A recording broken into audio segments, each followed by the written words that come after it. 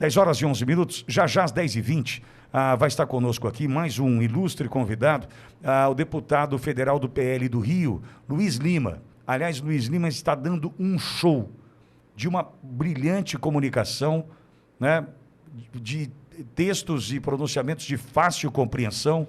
Luiz Lima está dando um show. Gosto muito do trabalho dele, né? E ele aceitou conversar conosco e é o nosso convidado já às 10h20 aqui na programação do nosso Jornal da Manhã. 10 horas e 20 minutos, conforme combinado, tenho a honra de receber aqui mais um ilustre convidado deste programa, o deputado federal pelo PL do Rio de Janeiro, Luiz Lima. Deputado, já rendo aqui homenagens e a gratidão por ouvi-lo e vê-lo aqui em nossa programação. Tenho acompanhado seu trabalho nas redes sociais, deputado, e estou muito feliz com a forma clara de se comunicar, com discursos firmes, contundentes, questionadores e que mostram de fato que existe uma grande esperança nessa direita no Brasil, renovada com tantos que chegaram ali, agora em 2023, no Congresso. Deputado, bom dia, é uma honra vê-lo e ouvi-lo, parabéns pelo trabalho do senhor, sigo nas redes sociais, estou realmente impressionado com a facilidade da comunicação, discursos firmes, contundentes, tudo o que essa direita precisa ouvir para chacoalhar, né, esse Brasilzão e a gente tentar, de fato, mostrar que essa esquerda só está disposta a destruir o que Bolsonaro construiu ao longo dos últimos 4 anos. É bom vê-lo e ouvi-lo por aqui, deputado, seja bem-vindo. Alexandre, você está me ouvindo agora? Perfeitamente, deputado. Que bom, Alexandre. E realmente, eu gostei muito, primeiro, de saber que o Rio de Janeiro está com a Jovem Pan News Bauru, são muitos municípios aqui do estado, somos 92 municípios, e municípios diversos, né? Você citou Búzios, Nova Friburgo, Rio das Ostras, região serrana, Paraty, você citou também o Noroeste Fluminense. Mas, Alexandre, é uma destruição muito rápida. Eu que estou no olho do furacão, ali no Congresso Nacional, eu tenho uma percepção que, além de faltar tecnicidade para o governo não tem a maioria no Congresso Nacional. Então, aquela realidade de 2003, 2007, onde o Lula aprovava o que ele queria no Congresso Nacional e ele dava a velocidade ao governo dele que ele queria e a direção também, é muito clara a dificuldade que o atual governo vai ter para caminhar no Congresso Nacional. E as declarações que a gente tem acompanhado do atual presidente são declarações que já demonstram um cansaço mental, físico, uma pressão enorme, né, natural, que ele não sofreu nas outras edições, né, que ele ocupou o cargo. A gente está estranhando muito também, ontem a gente estava conversando isso no Congresso Nacional, no plenário da Câmara, o silêncio do Supremo Tribunal Federal. Os ministros que estavam acostumados a participar de Twitter, de participar de rede social, de programas de televisão, se calam frente a uma das declarações mais inapropriadas e mais irresponsáveis de um líder, né, de um presidente, em relação a um possível sequestro, atentado à vida de um senador da República. Isso foi muito grave, Alexandre.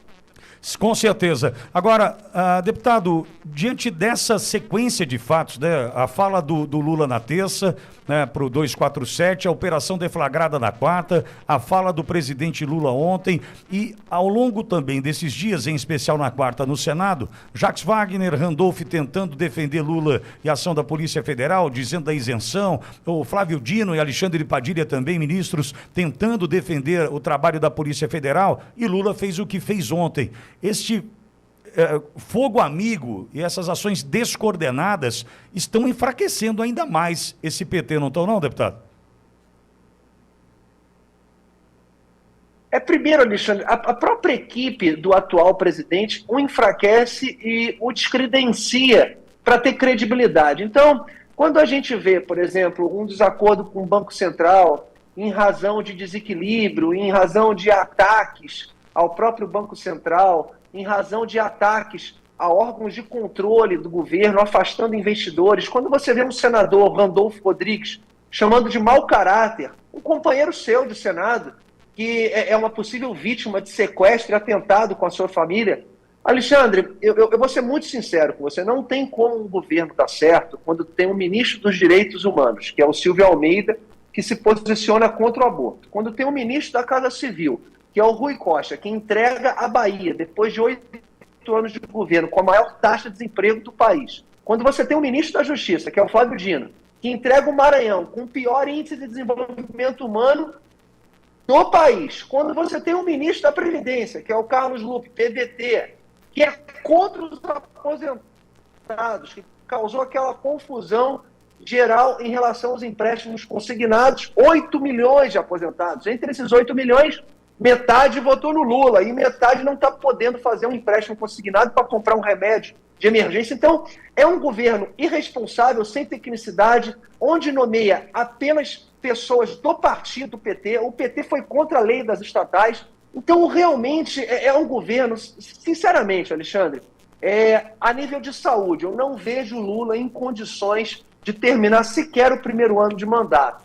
Então, nós que estamos na Câmara dos Deputados, a gente já vê um futuro muito próximo de afastamento desse governo e de um novo obstáculo que a gente vai ter pela frente. É quem vai liderar esse país. O Congresso Nacional. O Supremo já saiu fora, já viu a besteira que fez, o tamanho do estrago que proporcionou o nosso país. A mídia também, as TVs abertas, né? A Rede Globo de televisão puxando esse time que foi contra o nosso país, também já está alinhando o seu discurso, já vislumbrando um futuro próximo sem esse atual governo, sem o desgoverno do presidente Lula. Então, o Congresso Nacional novamente vai se tornar protagonista para direcionar o futuro do nosso país. Lembrando que a maioria do Congresso Nacional hoje, mesmo aqueles deputados de centro, Alexandre, que no passado não tinham posição,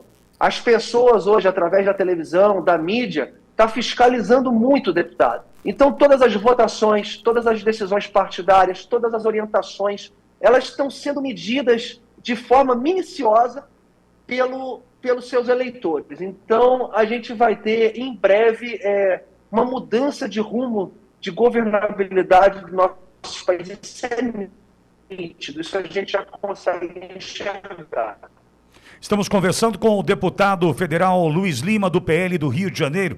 Deputado, o senhor fez um vídeo que nós veiculamos aqui em nossa programação, e eu vi nas suas redes sociais, com relação à visita do ministro Flávio Dino ao Complexo da Maré. O senhor fez uma fala firme, contundente, mostrou de fato, né, o que acontece ali naquele trecho, naquele ponto, inclusive dando referências, né, sobre um motel que tem ali nas proximidades, enfim, mas a partir disso e de outros parlamentares, como Eduardo Bolsonaro, que também foi na mesma linha, né, questionando a ida do ministro ali, surgiu uma ameaça por parte de Flávio Dino.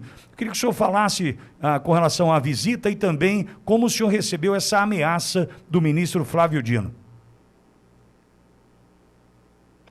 Primeiro, Alexandre, lembrando que o Bolsonaro foi esfaqueado, né, por um ex-militante do PSOL e em nenhum momento ele deu uma declaração infeliz como foi dada ontem pelo presidente Lula em relação ao senador Sérgio Moro. Em nenhum momento o presidente Bolsonaro processou ninguém, mesmo que as acusações fossem absurdas, eram declarações absurdas e até atentando contra a vida do presidente. Ontem mesmo, Alexandre, olha que fato curioso, o presidente Lula esteve na Quinta da Boa Vista, aqui no Rio de Janeiro. Eu recebi informações da própria Polícia Militar, em função de ter amigos na Polícia Militar do Estado do Rio de Janeiro.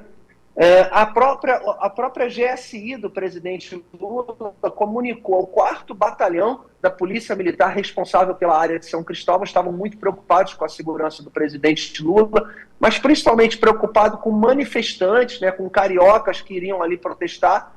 Então, você vê o presidente Lula preocupadíssimo com a sua segurança e você vê o ministro Flávio Dino se caminhando ali para a passarela 9 da Avenida Brasil, na Rua Teixeira, esquina com a Rua 7 de Março, ali na Nova Holanda. É um lugar muito perigoso, Alexandre. É um lugar onde tem o maior número de armas de guerra do nosso país, onde pelo menos 5 quadrilhas de roubo de carga se situam naquela localidade. E o mais curioso, causou uma desmotivação no batalhão, ali da 21ª Delegacia de Polícia também. Os policiais, cabos e soldados, sargentos, policiais que ganham muito pouco, que arriscam suas vidas para proteger a cidadão, para também libertar aquela população de 140 mil moradores ali naquela região que vive sob o comando do tráfico. Alexandre, só naquela região tem 300 mandados de prisão. Então, nós pensávamos que o Flávio Dino iria também à 21ª Delegacia de Polícia para ajudar a cumprir esses mandatos. Não, ele não comunicou a nenhuma instituição de segurança pública. O governador não sabia da sua visita, o prefeito do Rio de Janeiro não sabia da sua visita, o comando da Polícia Militar não sabia da sua visita, e ele simplesmente ignorou o braço do Estado, que tem a responsabilidade de atender diretamente a população, que são os órgãos de segurança, e a sua viagem ela foi completamente ignorada pela segurança do Estado do Rio de Janeiro. Isso causou bastante estranheza. O ministro pode andar em qualquer lugar do país e deve, mas foi um desrespeito aos policiais, foi um desrespeito aos moradores que vivem aprisionados pelo tráfico de drogas. E lamentável, Alexandre, a minha indignação, assim, eu passo pelo menos 2 vezes por semana nesse local e a gente vê a quantidade de barricadas às margens da Avenida Brasil, onde uma ambulância não entra, o bombeiro não entra, a polícia não entra, só entra com caveirão e com uma estrutura de segurança muito organizada e muito forte. Então, é lamentável a atitude do ministro da Justiça e, mais ainda, querendo processar deputados que se manifestam na tribuna. Então, você duvidar e pôr em xeque uma relação, no mínimo estranha, com ONGs que comprovadamente têm uma relação com o tráfico, é algo que se torna natural de um deputado que está ciente e de que tem o mínimo de entendimento em relação ao crime organizado no estado do Rio de Janeiro e no município do Rio. Agora, deputado, essa preocupação do Lula ontem, voltando aos pontos que o senhor tratou, a Quinta da Boa Vista, São Cristóvão, ali, o bairro Imperial de São Cristóvão, enfim, essa ida do Lula para o Rio e o medo com relação à segurança, não é o medo da opinião pública, não é o medo das vaias, não é o medo de enfrentar a população que já percebeu que a picanha não vai chegar? Aliás, agora é só abóbora, deputado? Exatamente, Alexandre. Lembrando que no município do Rio de Janeiro, mesmo com o apoio do atual prefeito Eduardo Paes, o Bolsonaro teve mais votos do que o atual presidente Lula, né? E no estado...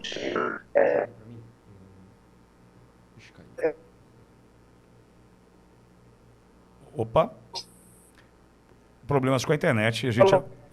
Oi, deputado, voltamos, vamos lá.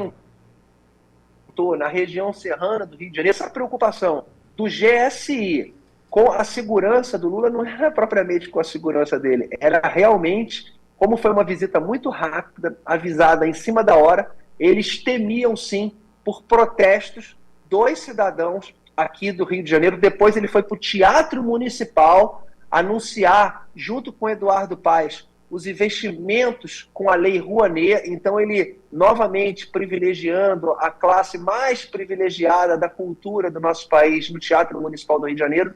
Então, o que eles temiam é realmente uma manifestação aí popular de desagrado ao atual presidente. E lembrando que o presidente Bolsonaro chega dia 30, de abril agora, quinta-feira próxima, 7h30 em Brasília, e aí sim, naturalmente, o atual governo vai se sentir ainda mais pressionado, porque o atual governo não vai ter o apoio popular nas ruas que vai ter o presidente Bolsonaro agora retornando ao país no dia 30 de abril. Deputado, o senhor acredita que ainda Bolsonaro possa sofrer com as ações, seja do TSE, do STF, com relação a ficar inelegível ou ainda mesmo preso? Ou o senhor entende que essa fragilidade do governo Lula, defendido por muitos que transformaram o tribunal em partido, infelizmente, essa fragilidade faz com que esse discurso contra o presidente Bolsonaro esteja mais arrefecido agora, deputado? Não, acredito que possa sim ter uma reação aí do Supremo Tribunal Federal, do TSE.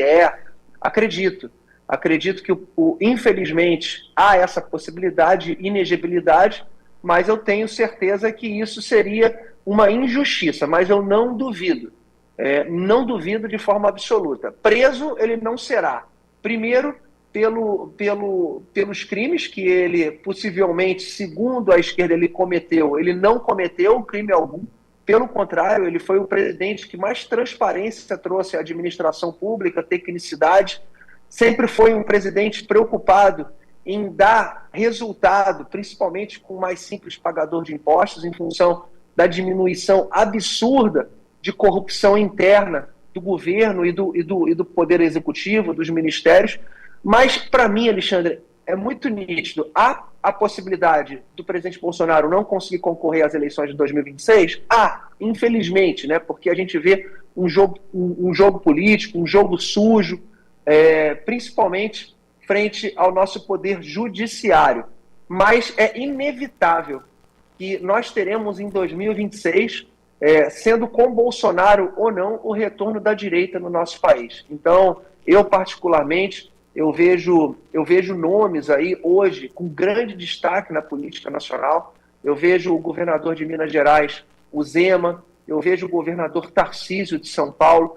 Então, são nomes assim praticamente unânimes em qualidade, eficiência, em honestidade, em habilidade em lidar com a comunicação, com a própria imprensa, com o público, com o eleitor, em matéria de resultados administrativos, é incomparável com outros estados do nosso país. Os estados onde a gente encontra maior vulnerabilidade social, maior nível de desemprego, pior faixa de renda, pior índice de saneamento básico, são estados onde o PT venceu. É justamente onde essas pessoas, por estar com um problema sério de vulnerabilidade, são explorados aí por dirigentes partidários que se tornam governadores, que se tornam líderes do executivo, e que, infelizmente, o Poder Judiciário também, aqui no Rio, a gente teve o Felipe Santa Cruz, né, presidente da OAB, fazendo reverência ao ex-governador Sérgio Cabral,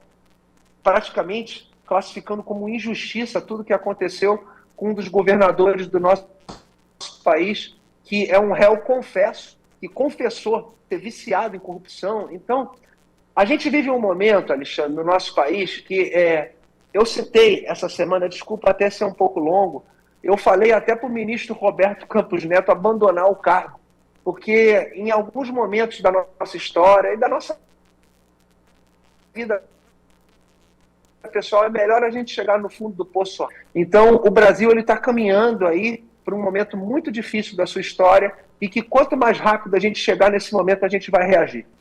Deputado, o senhor entende que a CPMI, no dia 8 de janeiro, primeiro, ela sai, e segundo, se sair com presidência, relatoria e um bom trabalho, a gente ainda pode, de fato, passar a limpo o que aconteceu naquela data, né, e encontrar os responsáveis por uma eventual, provável omissão, prevaricação e todos os outros crimes correlacionados, deputado? Claro, Alexandre, o medo desse atual governo, é claro que tiveram pessoas ali que não tem como defender, como quando há depredação de um bem público, mas para quem conhece Brasília, eu estou no meu 5º ano, né, como deputado federal, e pelo fato de ter sido vice-líder do governo Bolsonaro, eu frequentei muito o Palácio do Planalto, né? Até o Supremo eu fui algumas vezes, e o Congresso Nacional eu fui diariamente, eu não faltei nenhuma sessão em 4 anos.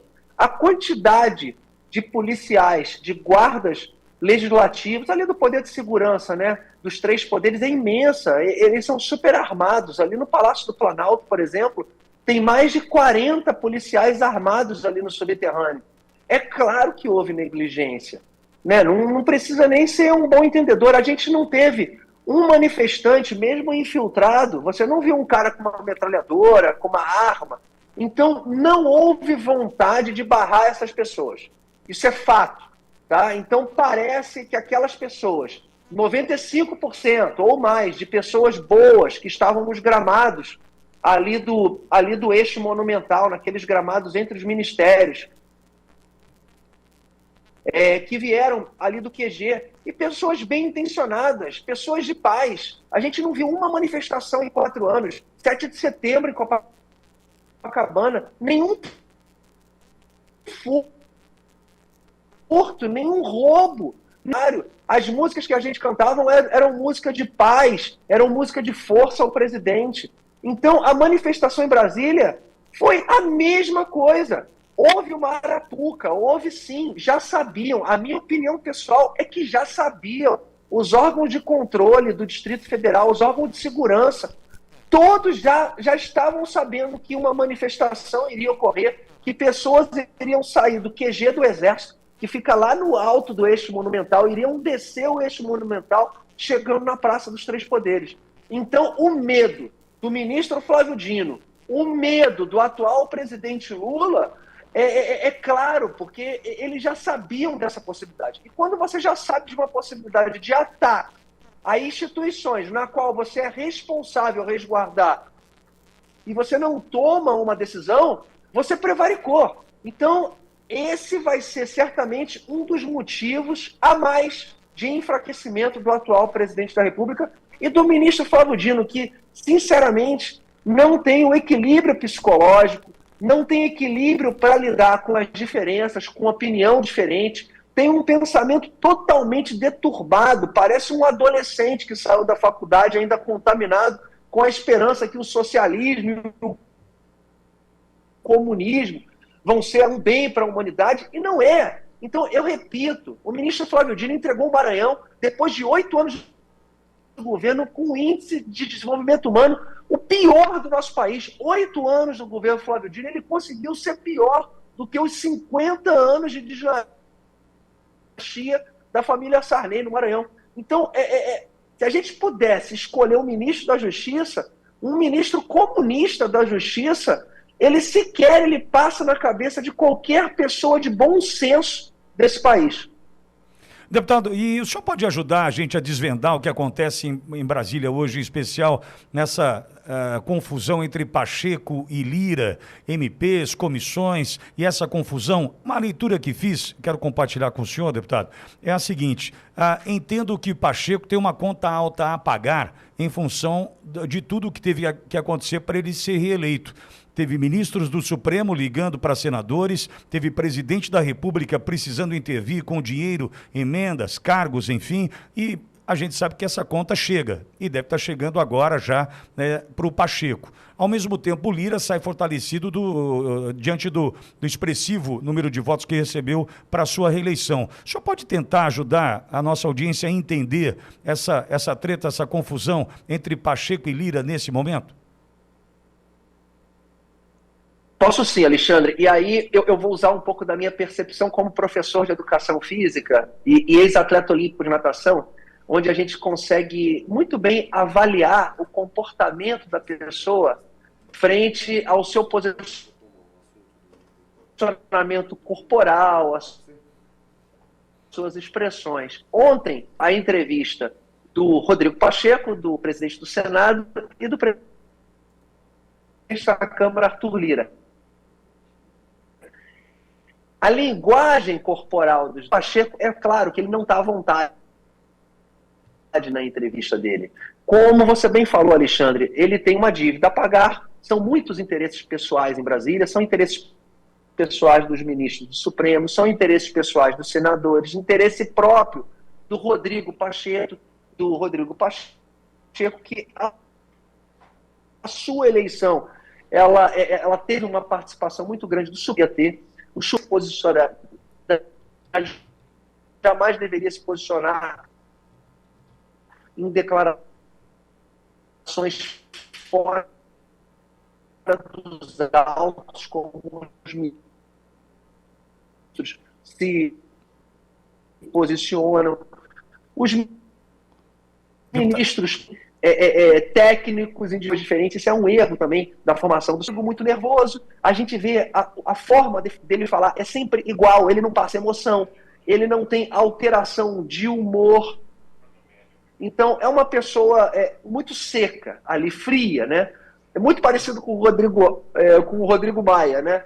Eu diria que pessoas assim, quando ocupam o cargo público, eles perdem a sua alma. Ele não tem alma. É como você cumprimentar a pessoa e ele não olha nos seus olhos, ele olha para o alto, assim, né? Ele é muito frio. E o Arthur Lira já é um político diferente, né? Ele demonstra ali emoções, indignação, e ele está coberto de razão. Tem que se valorizar, sim, a Câmara dos Deputados. A Câmara dos Deputados, ela tem uma participação hoje proporcional muito mais real do que o Senado, porque representa o número de habitantes em cada estado brasileiro. Então, a sua formação, ela bate muito mais, de forma muito mais real com o que pensam os brasileiros. Então, a Câmara dos Deputados, ela foi deixada a segundo plano, por culpa também da própria Câmara dos Deputados, e aí também eu faço uma meia-culpa por culpa também do Arthur Lira, que lá atrás ficou em silêncio em relação ao caso Daniel Silveira. Daniel Silveira está preso até hoje por omissão da Câmara dos Deputados. Então, a Câmara percebeu que ela tem um papel fundamental e o Arthur Lira ter se posicionado em relação às medidas provisórias que ele quer botar em pauta o mais rápido possível, da sessão do Congresso acontecer o mais rápido possível. Eu fiquei muito satisfeito agora com o posicionamento do Arthur Lira. Deputado, e uma última questão. Começam a chegar na Câmara e também no Senado pedidos de impeachment do presidente Lula. Um tropeço depois do outro, declarações inapropriadas, inadequadas, infelizes, ataques ao Banco Central, a Petrobras já sob risco, em função, inclusive, das declarações de Jean Paul Prats. O senhor entende que há condições de um pedido de impeachment avançar nesse momento? Eu acho que nesse momento ainda não, mas ao mesmo tempo que eu acho que essa possibilidade é remota, não em razão dos fatos ocorridos, que são fatos muito graves, Alexandre. A gente tem também a Petrobras, que foi muito pouco mencionado, eu citei isso em plenário. A Petrobras, ela já assinou uma carta de intenção de eólica de 270 bilhões, né? E com a possibilidade que nós temos aqui de ter energia eólica na parte terrestre. Então, a gente já vê possíveis escândalos de corrupção envolvendo bilhões. Parece que ficou durante... Ele teve uma abstinência de corrupção após o fim aí do governo Dilma, e que eles estão com uma sede, maior fundo de pensão do país, de 250 bilhões de reais, Alexandre, que é previsto do Banco do Brasil com 200 mil beneficiários. Então, o que eu falo para os deputados, sempre converso com eles em plenário, pessoal, a guerra ideológica, quando a gente tem um debate em relação a banheiro, a trans, a gente está fazendo cortina de fumaça para o próprio PT, porque os escândalos, e eles gostam disso, né? Eles gostam desses debates ideológicos, porque isso causa aí uma falta de transparência.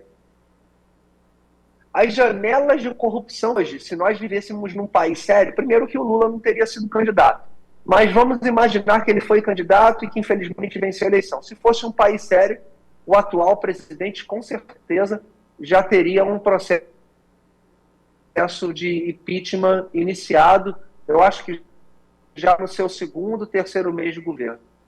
Estamos conversando com o deputado Luiz Lima, do PL do Rio. Deputado, eu sei que o senhor tem um brilhante trabalho nas redes sociais e eu gostaria de terminar a nossa conversa pedindo para que o senhor anuncie, conte para nós como encontrá-lo nas redes, deputado.